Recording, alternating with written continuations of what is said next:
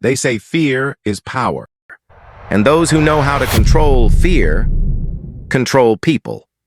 Today, we step into the shadows of dark psychology to understand how some leaders and politicians make others fear them and control them without a single threat, without raising their voice, without even lifting a hand.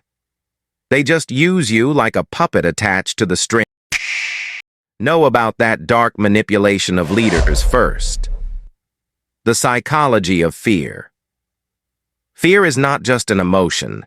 It is a weapon. When someone fears you, they begin to shape their behavior around you. They avoid confrontation. They submit. And often, they obey. But here's the unsettling truth. Fear isn't always created through violence. In fact, the most powerful kind of fear is silent. Second, silent intimidation. Think about the cold stare that makes you second-guess yourself. The silence after a question that forces you to fill the air with nervous words. Or the person who never loses their calm, no matter the situation. These are not accidents. They are strategies. Dark psychology teaches us that control often comes from subtle intimidation, non-verbal signals that trigger the brain's primitive fear response. Third, psychological tactics that create fear. There are 4 key tactics used to make people fear you. Unpredictability. When your actions can't be predicted, people walk carefully around you. The brain fears what it cannot anticipate. Emotional detachment. When you show no emotional reaction, no anger, no joy, no sadness, you become unreadable. People fear what they cannot understand. Controlled silence. Pausing before speaking. Letting silence stretch. It makes others uncomfortable, and in that discomfort, they begin to surrender control. Authority in presence. Standing tall, using slow movements, maintaining piercing eye contact. Even without a word, your presence becomes heavier, more dominant. Fourth, fear versus respect. But here lies the dangerous line. Fear can give you power, yes, but it is fragile.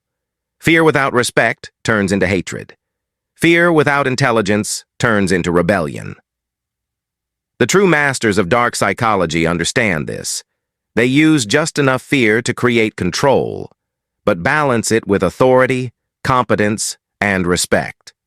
That is how dictators hold nations. That is how leaders control corporations. And that is how manipulators dominate relationships. Fifth, when they fear you. When they fear you, you will notice. They hesitate to question you. They watch your reactions before speaking. They agree with your decisions, even if they doubt them inside.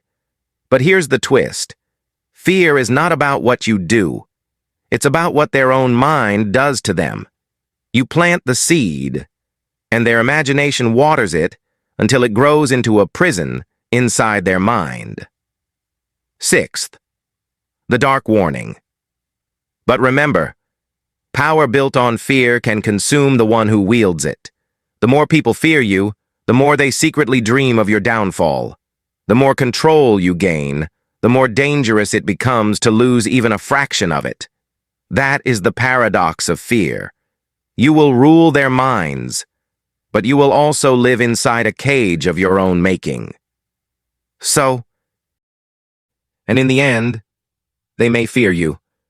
But the real question is, will you fear yourself?